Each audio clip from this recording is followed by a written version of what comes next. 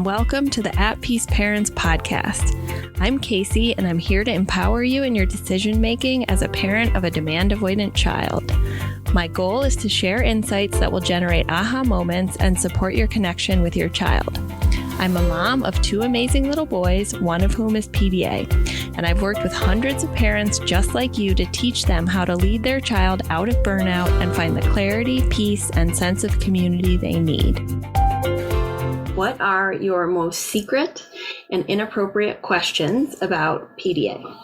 So this was a question I asked the Instagram community in my stories, and I framed it as such, thinking that I would get all these questions about my personal life, which I did, but I was asked a lot of questions about PDA and autism. Hi, everybody. That actually didn't seem inappropriate or secret to me at all. And it made me think about doing a live that I could turn into a podcast episode for you guys, answering some of what you consider to be secret and inappropriate questions in the most honest way possible, in the most objective way possible, so that you have answers to your questions without feeling the shame of asking them. So I hope this serves you. I've brought 5 questions that I'm going to answer from sort of a scientific perspective, a large N perspective, meaning the thousands of parents I have now interacted with. And the 5 questions are the following. Can you have PDA Lite? 2, is PDA always autism? 3, what happened to an older generation of PDAers? 4, can trauma cause PDA? And 5, do you think autism and PDA are more common now, or do you think it is because there's different diagnostic tools that they're more being diagnosed more frequently? So before I answer these questions, I first want to say hello. Hello, everybody. I'm so glad you're here. And to situate you guys within where I perceive my role in the scope of history and the scientific process around building an understanding of PDA as a neurotype. Because it's really important that I clarify the degree to which I have certainty or uncertainty around these things before answering these questions. Okay, and I'm going to illustrate what I mean by this by giving a little bit of an anecdote about my own research as a doctorate candidate in my past life. Okay, so there are many different aspects of the scientific process. And right now, I believe I am sort of in the very inductive data gathering, developing hypotheses part of this whole process. And what I mean by that is when a researcher is starting a research project, trying to figure something out, often the question comes from 2 places. Either there's a bunch of things written about the topic and there's debates in the literature, meaning one person says this and another person says this, and you're trying to prove one side or the other. We don't have that in the PDA space because not that much has been written about it. The only debates that exist really are, does it exist or does it not? Right? Which is not a big body of literature that we have to draw on. And it's not data driven in the sense that much of it is asking parents to observe behaviors rather than the science of the brain and the nervous system and testing cortisol levels and heart rate variability and all the things that you can do in science, right?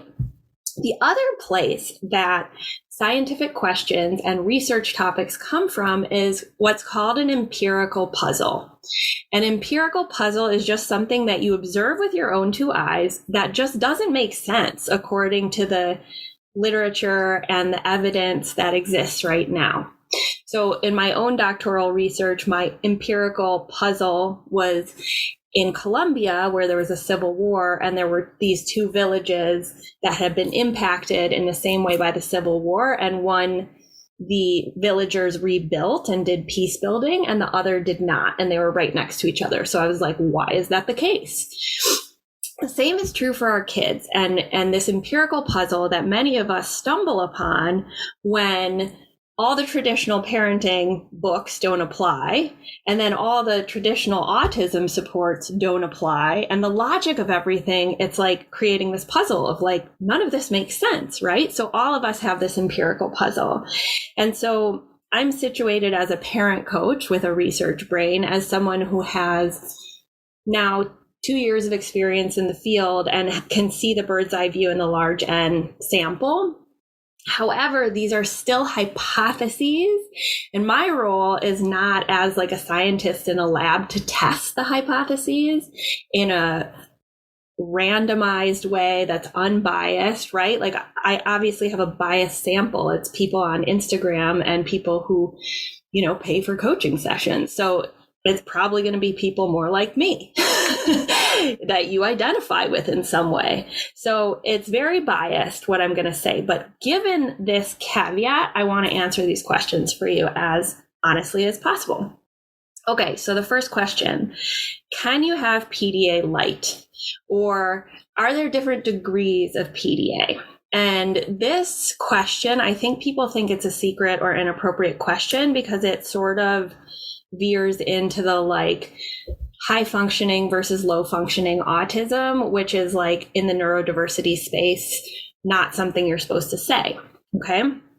So how I want to frame this for you is twofold. One, I think the first part of the question, I think you either have PDA or you don't.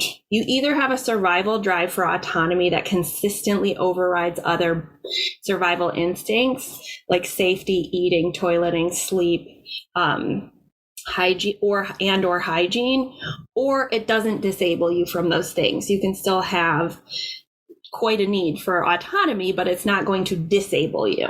That's my definition. That's not necessarily the PDA Society's definition. However, empirically, or with my own two eyes and the testimonies of all the parents, many of whom are neurodivergent or PDA themselves, so it's not completely biased towards neurotypical, there is quite a bit of variability in the degree to which the threat response disables the child and where the threshold is of tolerance. So meaning like how quickly the stressors accumulate from every perceived loss of autonomy and equality to a point where it's starting to disable.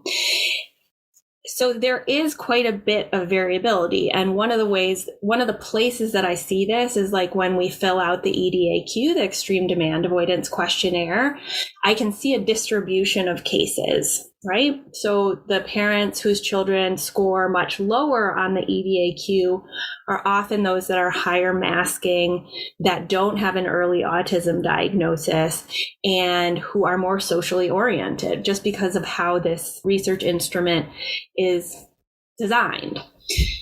And the pattern I see is that those children can often access things like school or more neurotypical parts of society versus some of the higher scores. But remember, the scores can be variable, and often the children with the higher scores are less socially oriented, less high masking, and may have received an early autism diagnosis. So this is not to say that there isn't also social disability, meaning like the children wouldn't be disabled if they weren't being shoved into like, we all have to go to school and do sticker charts, which can be disabling for lots of children, not just PDA.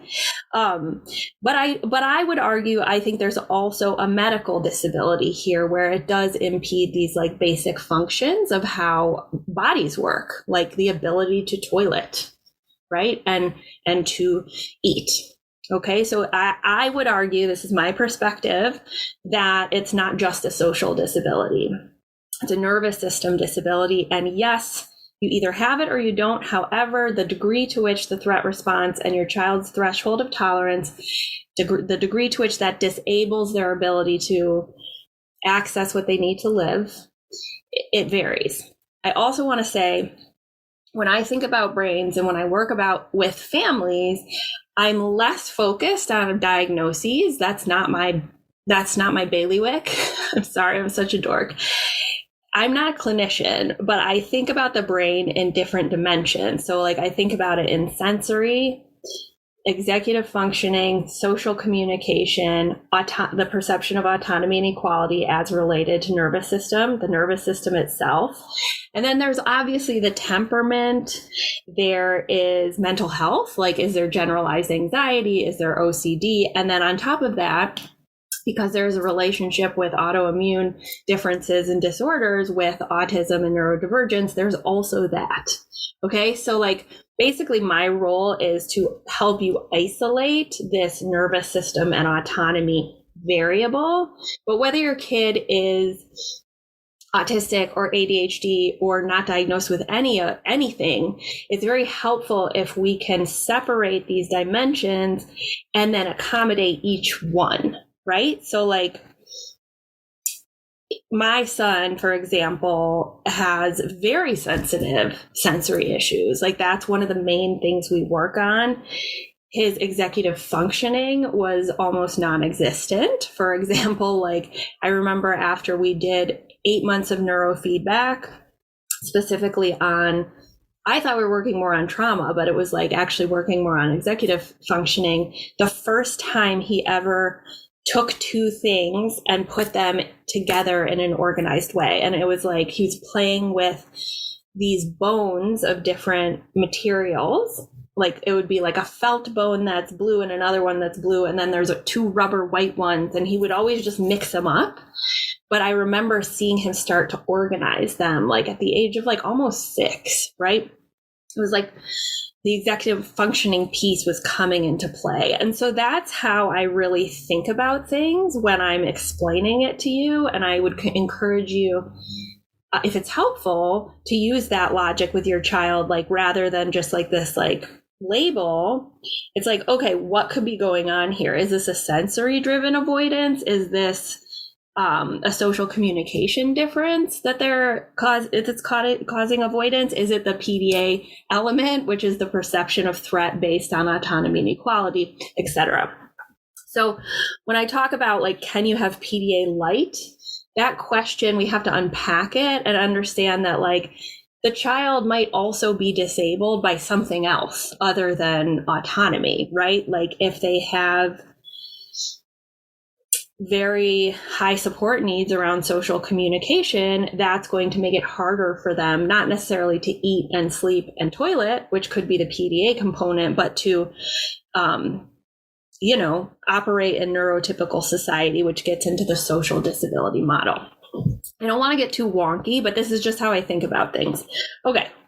So that's my answer to number 1. Number 2, is PDA always autism?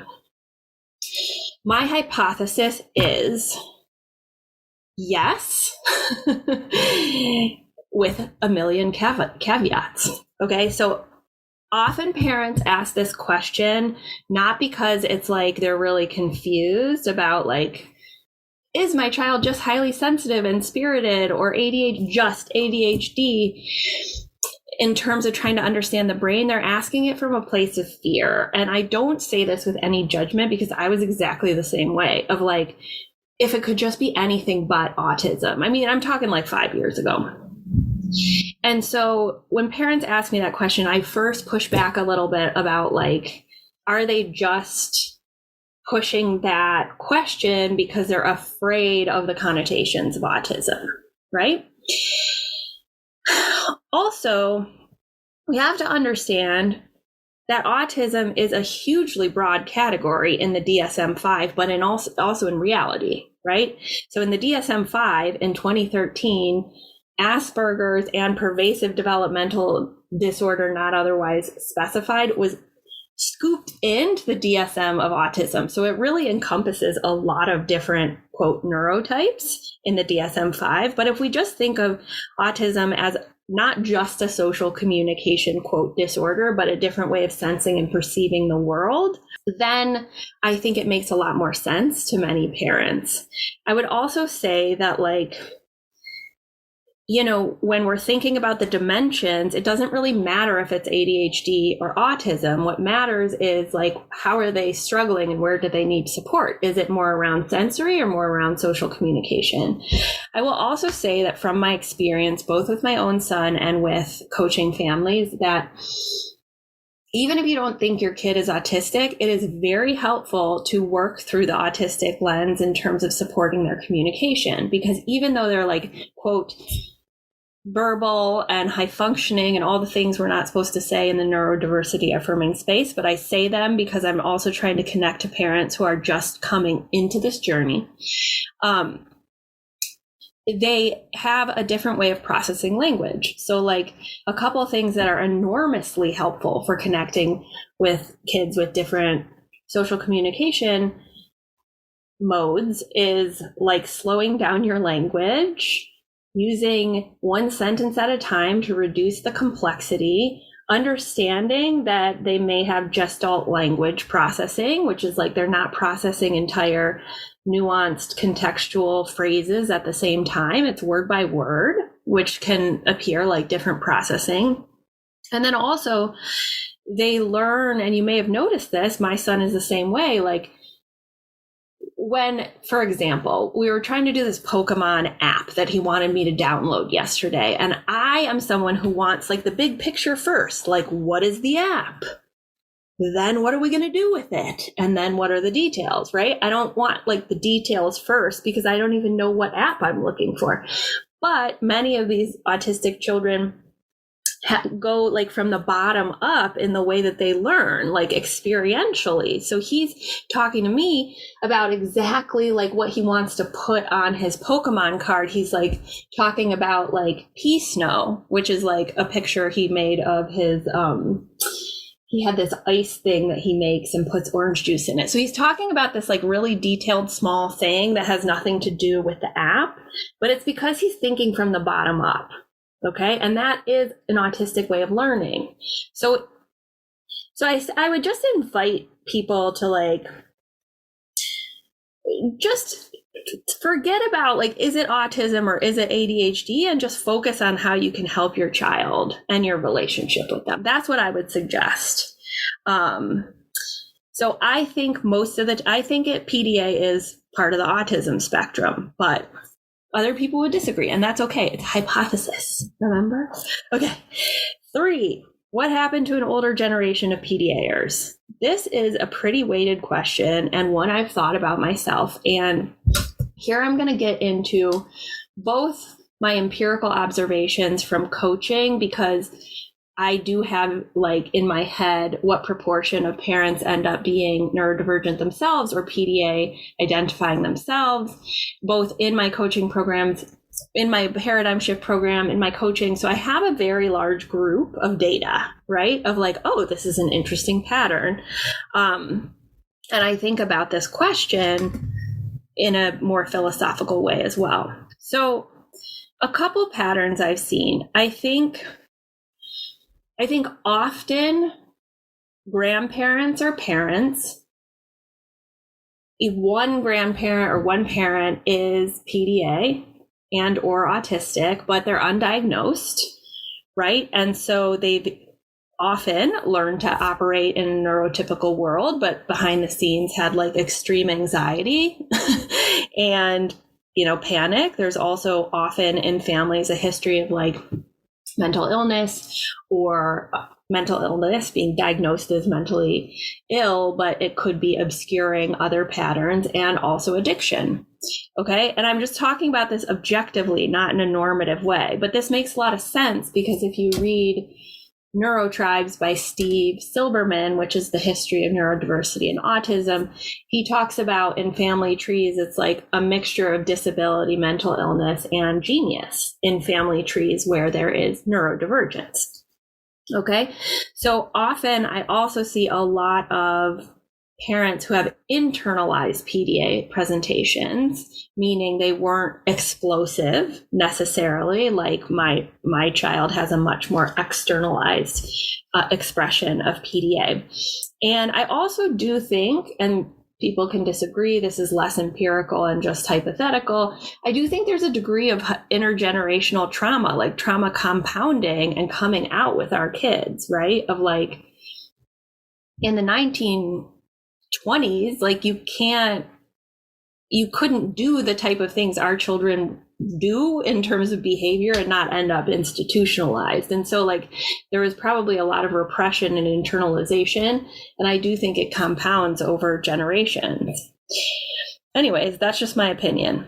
Okay, fourth, can trauma only cause PDA? Meaning like maybe your child wasn't neurodivergent or PDA, and then they have a traumatic experience and then they become PDA. So this is also a nuanced question. It's one I've talked about with like a very brilliant medical doctor who works in this space, because I was like adamant about the fact that like, no, children are born with PDA. Like I could see something different in my son from the moment he came out, and there was dysregulation from the moment he came out. And so many of the families I work with, there's this experience where like the parent could not soothe the child. There was constant dysregulation and avoidance of things like breastfeeding. When you're trying to like breastfeed the kid, they reject it, or not the kid, the baby. But the argument against me was a valid one, which was like, well, neurodivergent brains are more susceptible to trauma. And what if it happened in utero or during pregnancy or during birth? And I thought about that and I was like, that would make a lot of sense. Like I had severe birth trauma. I also almost got shot in DC while I was like 1 week away from my son being born. It's a crazy story. I won't tell it right now. But definitely all the stress hormones going on. And then I had like this severely traumatic birth that ended in an emergency C-section. We both lost oxygen. And so when I did a preliminary survey, I asked that question of like, did you experience birth or pregnancy trauma? And 14 out of the 15 respondents said yes. So that made me less confident about my hypothesis. So I don't think that trauma causes PDA, like a 6-year-old has a traumatic event and they were totally neurotypical and then they, quote, become PDA. I do think there's a possibility that because our children are neurodivergent from birth, it's a neurotype, it's genetic, they are more susceptible sensorially, perceptually to trauma, like where stimuli would not be traumatizing to a neurotypical brain, but the same stimuli could be to a neurodivergent brain. So that's one I'm not sure about. I think children are born with PDA. That's my hypothesis, but I can see the argument the other way. Okay, finally, fifth question. What do you think? Are these inappropriate questions, or are you guys thinking they're okay? I think they're fine. Okay, do you think autism and PDA are more common now, or do you think it's because we have different diagnostic tools? Okay, so I think about this question a lot, and I talk about it in the privacy of my own home, so I thought, why not talk about it here? I think mostly it's because we have different diagnostic tools, which ties into the third question about like what happened to an older generation of PDAers. But as I mentioned before, I think there's also intergenerational trauma that doesn't necessarily make more kids PDA, but it makes the behaviors more pronounced and like less able for society to just overlook them, right? Like I can't imagine my son just like turning internalized if I had continued traditional parenting because it was the 1950s, right? Like if I had not taken a different path with him, I think he would have ended up suicidal, institutionalized, or in a hospital.